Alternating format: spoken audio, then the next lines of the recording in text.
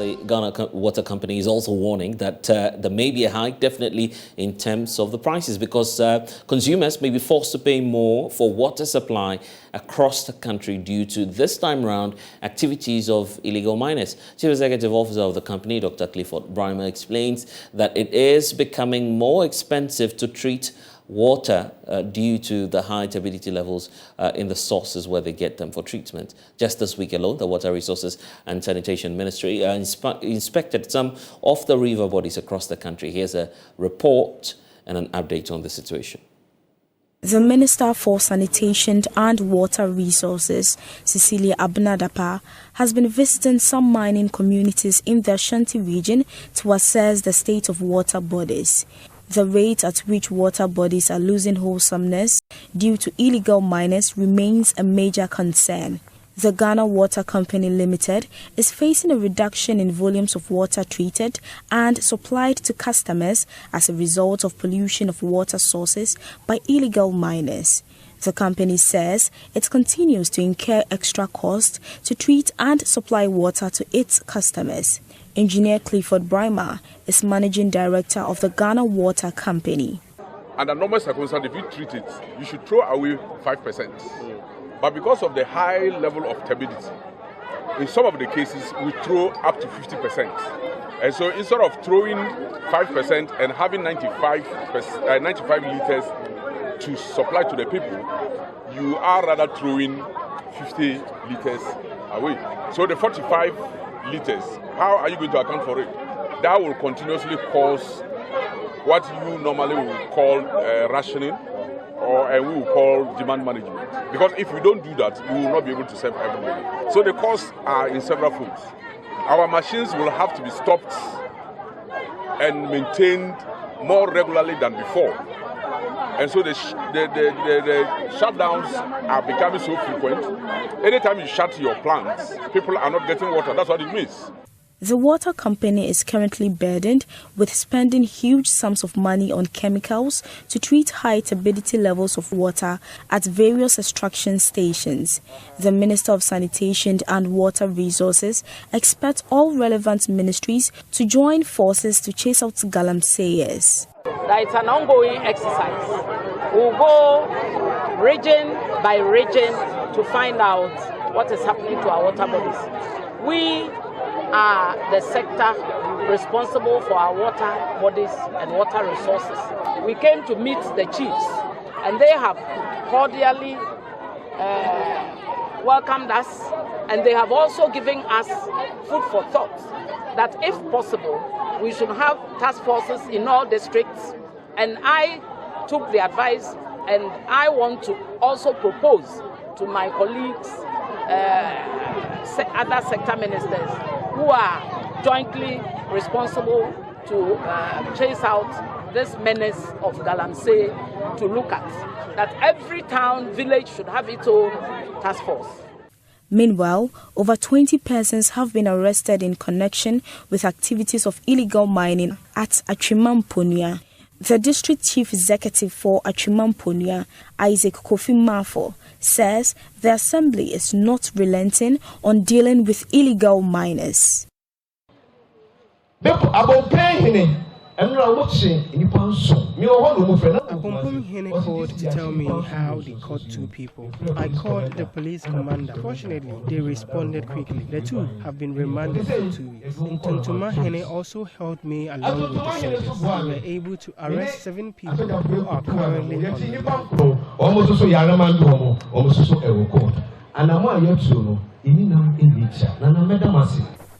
For JoyNews, Anita Sewa Ajogan reporting. Well, earlier today, I caught up with the Chief Executive Officer of the Ghana Water Company Limited, Dr.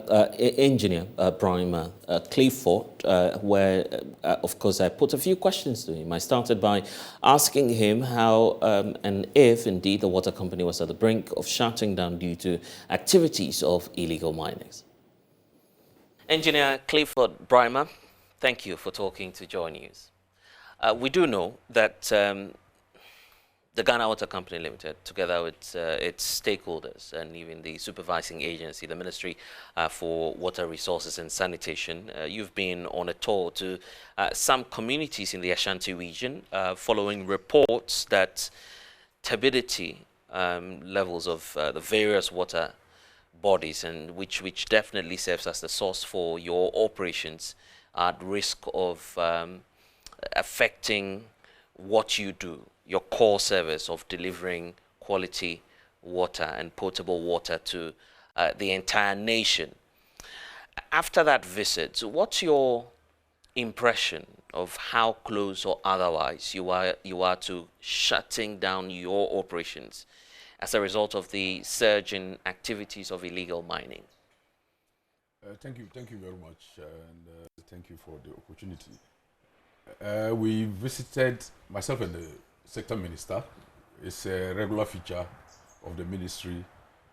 Annually, the minister takes time to go around to look at how our operations are going, and then to look at how our installations are actually functioning.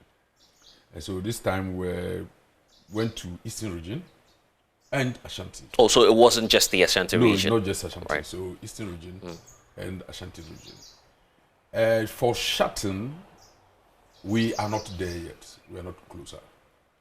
But it does not mean that the problems are not building up. And if you are running a utility like Ghana Water Company, whose systems are already very old,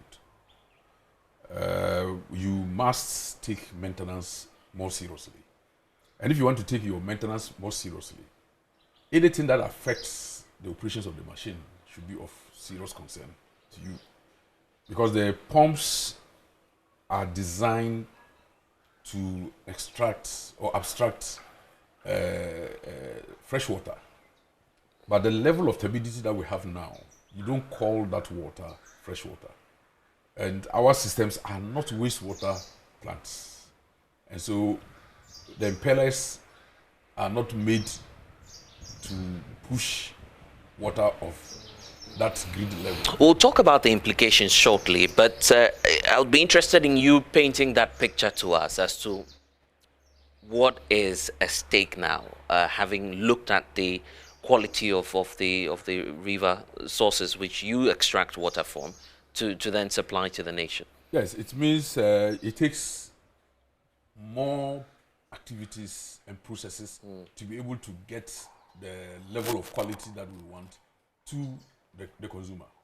And what we also notice is that even along the rivers, where the communities we visited, right, a lady was frying fish, and I thought they got the fish from the river. That was imported fish. The community where ordinarily they should have been getting fish. So that's the level. So there's no aquatic life in the river bodies. And so that's the other side of it. But for us, the turbidity, we have to do a lot of processes to get water that we even need to send to the consumers. So it's deteriorated to a level of unacceptable. You can just grade it as unacceptable level. Some would say that's a generic statement, so try and narrow it down to some of the red zones or flashpoints, if we could use that word for them. Have you mapped out the areas, knowing that you've been in the Ashanti region and the Eastern region? Well, which of these areas come on top of the list, and which of them are you taking immediate actions on? All the rivers that we visited have gotten to the bad level. And so this time there's no prioritizing them and taking action. You must take action across. We visited Bonsu. It's terrible. It is terrible, and you don't expect citizens to do that to themselves, because we are not dying tomorrow. We are not dying today. And there's the need for us to think about the years ahead and the kind of challenge that we are building up for ourselves. We even visited the chiefs when we got there. They are worried. And they tell you that there are Burkinabés, there are Malians, and other foreign nationals. And that is where you see why that turbidity levels are. Because you can't imagine a human being who depends on water, that kind of water, destroying that water. It is people who probably come there temporarily and they're off, so they don't care what they leave behind. And that is the reason why the communities must join hands with government to ensure that this thing is stopped immediately. There's no time at all for us to wait. We'll talk about the stakeholder engagements, particularly with the chiefs. But in terms of your operations, I'm interested in getting that true picture of what normally happens when you have to process water, which has no aquatic life, as you're telling us, and how much of a cost it is becoming for the Ghana Water Company Limited. What process do you take this through? I mean, these polluted river bodies through, in trying to get the finest possible in terms of potable water to supply to various communities across the country? The normal conventional treatment plants, you have the raw water, that's where the river is. Right. You abstract the water, get it into your ponds, if you use the word, and then you put chemicals to a level that can get all the sediments and then the other suspended materials out of it, right? Then you have a clean water. Then whatever that is left becomes waste, so you throw it out. Then the clear water goes through further processes where you disinfect at the last minute and then push it into the system.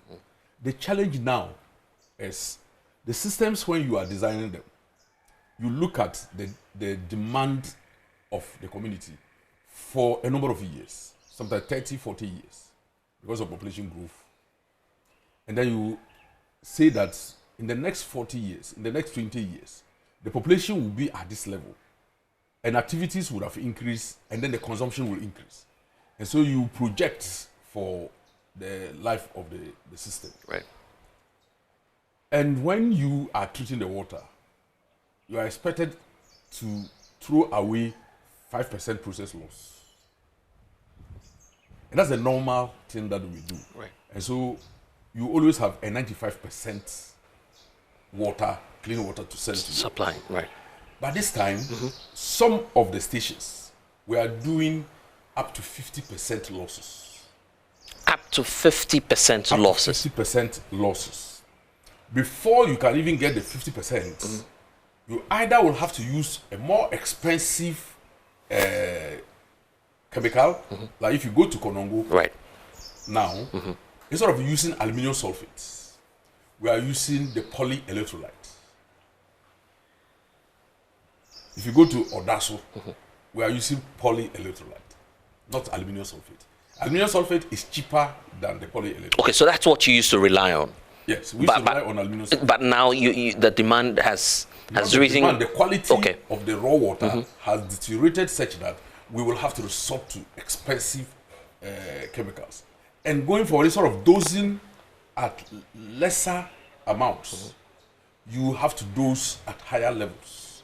What it means is that if you take a drum of electrolyte, instead of probably taking a month, you can do that for maybe 2 weeks. Right.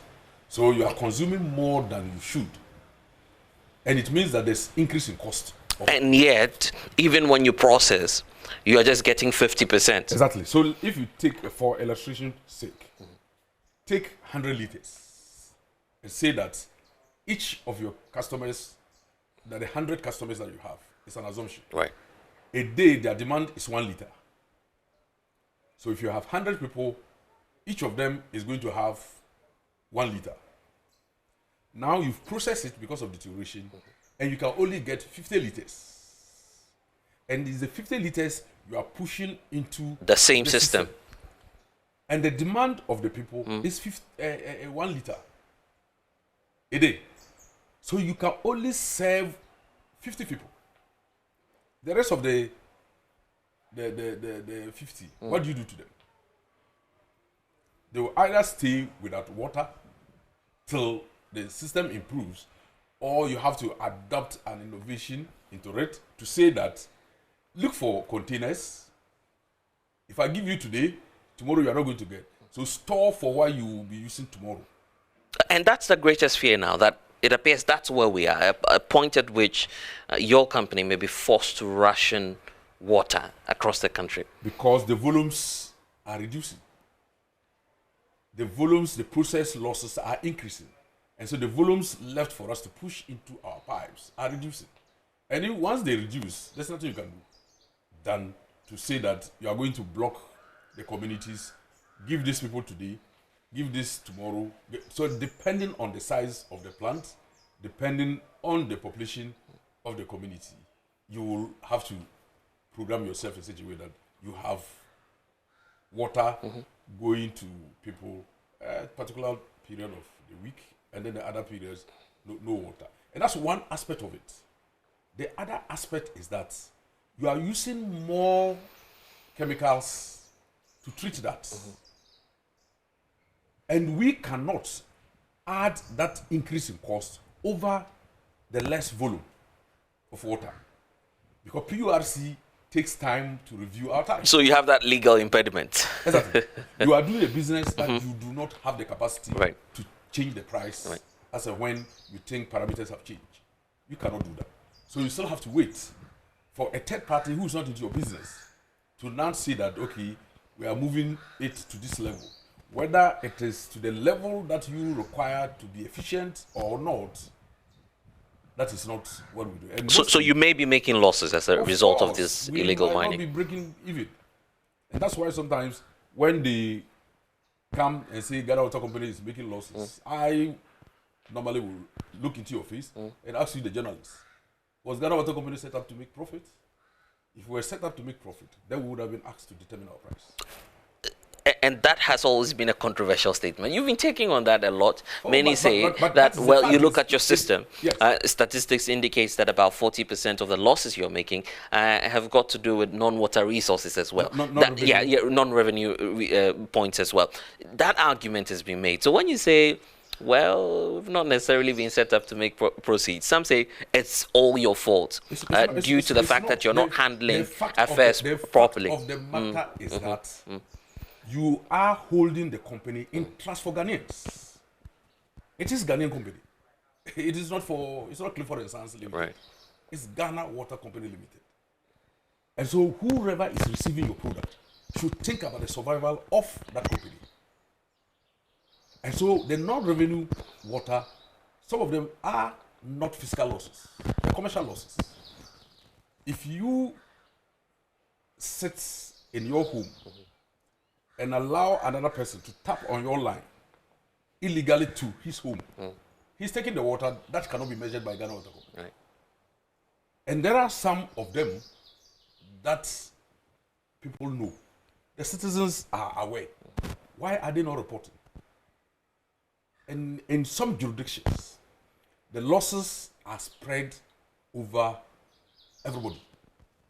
If I need 10 cedis to produce the 100 liters of water, if now I'm making 50% losses, now I will need 20 cedis to give you the 50. In fact, we'll talk about some more measures you're rolling out in the future to check some of these points at which you make losses. But back to the issue about illegal mining and its effect on your operations. The standard practice elsewhere is that your watersheds or places where you get the source of water then to process and then supply are treated as purely security zones. How come that's not the case for the Ghana Water Company Limited? A reason for which you have infiltration coming through by illegal miners. There are still security zones. There's a missing link in all the processes. There is mineral resource, mineral commission. Right. And there is water resource commission. Right. And so the mineral resource commission is the one that licenses the miners. And then the water resource commission is the one that protects the water resource. And so there are two different things, two different agencies. Some of these things that affect the water. How critical have we found the role of water resources? There are buffers by law that is supposed to help protect our water bodies. 100 meters from any water resource, you are not supposed to do anything. How are we abiding by those resources? Water resource itself, are they well empowered, resource-wise, technological-wise, to be able to protect the resource as much as we want? So you have an agency that is supposed to monitor. It's people call Ghana Water Company anytime there's this problem. Yeah. We are clients of Water Resources Commission, and so we pay abstraction charges. So are you then suggesting that in this whole conversation, when it comes to the fight against illegal mining, you have absolutely no role to play? Is that the suggestion, that it should just be left to the regulators? Because you're the ones taking the water from the source, so you should deploy as much security you want to all the areas of your operations. Why are you failing to act, Mr. Bryman? That is not our role. And some of the places... But it's affecting your operations. Exactly, but that is why that's division of labor. And each agency has a role to play. What we can do is to measure the turbidity levels and report the turbidity level to our ministry. Water Resources will measure the turbidity levels and report to the ministry. And the ministry will take it up with national security. The national security will go. Even our own treatment plants. We went to Dabuase, just very close, and also Odaso, very close to the intake. The Chamfans were there. Oh, you've seen them? Oh, yes. And when staff go there, they threaten them with gun. You mean the illegal miners threaten your workers? Yes, with impunity. And so all you can do is to report that to the agencies responsible for that. Then they come in and get them off. But for us, what are we going to do? Having interacted with the workers there, are you getting a sense that they are seeking to retreat from operating in some of these areas where they are being threatened? Do you get that sense from the workers? They will not want to, but when they are threatened, they just leave them. They leave the operations, exactly. Right? No, they stay there, do their production operations, whilst the miners are doing it. But they signal us who now talk to the security to get them off. Recently, it happened at Odaso, where Obuasi get their treated water from. Right. Yes. And so the agencies are different, their rules are different. In some countries, all water establishments are really considered as security zones, and there are armed security across. In that case, nobody could threaten another person with arms.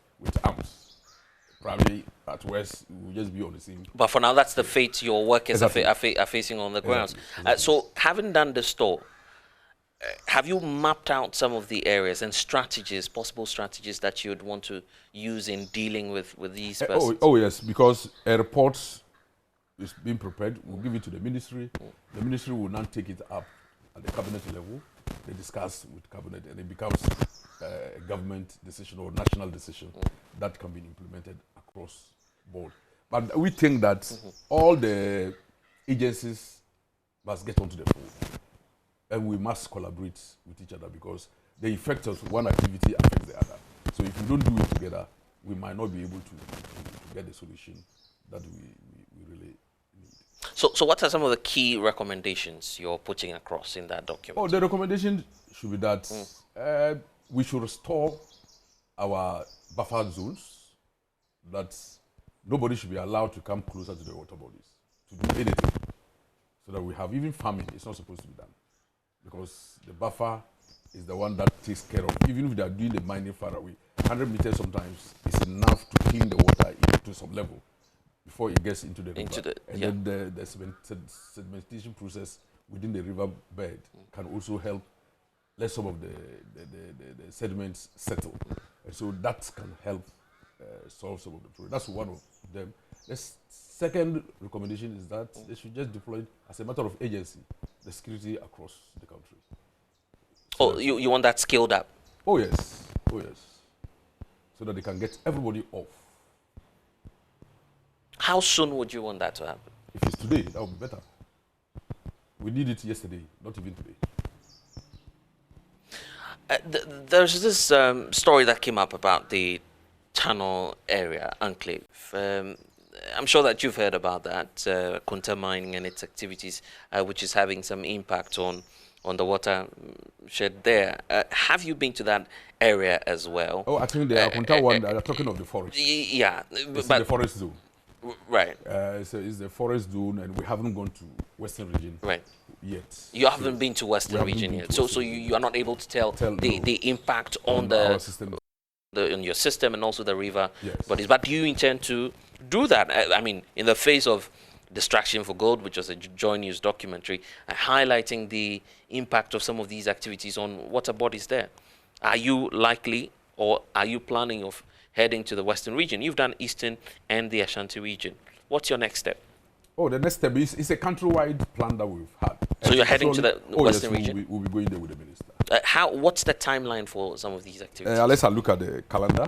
But there is a national program that we set up to do, and even go as far as the north to check. Some of them is not illegal mining, but some is sand winning that is affecting the water body. If you go to Tamale, that is sand winning that affects us, especially during the dry season. And so we'll be visiting all those places. You've been engaging our traditional leaders as well in this whole issue of trying to deal with illegal mining and its subsequent effect on water supply across the country. You've identified the chiefs as one of the critical stakeholders that will be very much needed in terms of the way forward and how to effectively tackle the problem. What's the extent of engagement going on between the Ghana Water Company Limited and stakeholders, as well as our traditional leaders as well? I think His Excellency the President showed the way, because by meeting the National House of Chiefs and discussing the issues in detail with them, we are just following up on that. So the minister is taking it upon herself. Wherever that we go, there is more like a community deba, where the chiefs are there. If there is no deba, then we call on the chief at the palaces, and then to have discussion with them as far as the Galamsey is concerned. And we normally will visit the sites, see the problems, then come discuss with them. And to be frank with you, the chiefs are aware of the damage being caused to them. Sometimes they are just helpless. And that is why this engagement will give them additional courage to be able to help stop. So if they're helpless, how do you intend to bring them in to feed into that general through collaboration. fight? That anytime the security are there, the chiefs are aware, maybe they have a rep with them in one of the communities. One of the chief was part of the task force that was stopping the Galamsey and then taking off the chamfans from the water bodies, which is commendable. Yes. And I think we should extend it enough and give them additional powers to be able to do some of these things. Especially that they have data on who, especially when we go to Osino. Right. The chief indicated he had a register. Oh, he did? Which house there's a miner, which place there is a stranger. So they know. And so and once you have this, it's very easy for the security to flash them out. And so when we engage the chiefs to do some of these things, I think it will help. But some say the chiefs as well are complicit, so don't work with them. You've had that argument as well. But they've also come to say, no, they are not. And so if you have the proof, like one of them said, you bring it up. It might not be everybody. And so we cannot put all of them together and then give the same judgment on them. Let's pick them out and then let the people who are doing it be known. But for us, they are more useful to the fight than anything other person would say. They are more useful to making sure we get these things under control. And the president is giving his marching orders, clearly indicating that he won't shield any of the DCs if they go ahead to engage in illegal mining. And I'm sure that you've taken cue from there as well. What do you intend to do going forward in terms of your engagement with the various local assemblies? Because the belief is they also work with the assembly members of the various areas. So in terms of decentralizing that sensitization, you'd be working faster if you deal with these local authorities. Wherever that we went, the municipal chief executive or the district chief executive was with us, the coordinating director was with us, the senior district officers, the police commander, they were all with us. And so in all these movements, we've been with the local authorities. In a particular area, the assemblyman was very instrumental in the activities. Even the unit committee members came around. And so everybody wants to be involved, and we must give them that opportunity to join the fight so that we were able to stop this as quickly as possible. I wish you would have gone to some of the sites to see what is happening. You will ask yourself whether Ghanaians should do this thing to ourselves. And that's why... That was your personal reflection? Exactly. So that's why I always think that probably the foreigners are doing more damage to us than the Ghanaians themselves, because if you know the source of water for your community is this, why will you go into it to get it destroyed? The cocoa farmers will use the water to wash their cocoa beans when they are taken out of the sea. Where are they going to get the water? Some people, their business is to go there, catch fish, and sell. Today, there's no fish. So what are those people doing? And so and it's instructive that you're noting that, I mean, in fact, all across, all the water, I mean, areas that communities that you visited, the riverine areas, there's no aquatic life too. No. There cannot be. At the level of turbidity, you cannot. Oxygen will be minimal. So, Mr. Brown, in all of this, the belief is that we're in a crisis. Is that the personal assessment you're having about all of this? Is it about me or about everybody? I think the thinking should be for everybody, not just because I head the water company. It should be my personal judgment or concern. Like yesterday, I was listening to a radio station where they were making fun that a student or people was wondering whether what the teacher was teaching them about what the characteristics of water was true. Because the characteristics of water says water is colorless, but this particular one is like tea with milk. And so how can it be water? And so we are all seeing it. And we know that, look, the water has moved from the level that we know to a different level. And people who have lived longer at those communities knew how the water looked like. Sometimes when you are going to farm, you take water from the river and go. They can no longer do that. They cannot. What would you say to someone who walks up to you to say this whole fight against illegal mining is not feasible and that we are beyond repair as a nation? What would you say to such a person? I'll tell the person that's not true. It can be stopped. It can be repaired. If Ghanaians stand up and say that enough is enough. Let's take Takoradi for example. Let's assume the turbidity levels of the river Pra there becomes, it gets to a level where our machines cannot pump. And for 2 weeks, water is not coming into the community. What do you think the community will do? And then the Ghana Water Company tells them that it is because the turbidity levels are high, the machines cannot draw the water. What will they do? Because they have no other alternative, apart from those who are privileged to have boreholes. And if you want to subject the borehole to the kind of draw that we will have when there is no water in the system, I'm sure they will all run out of water. So what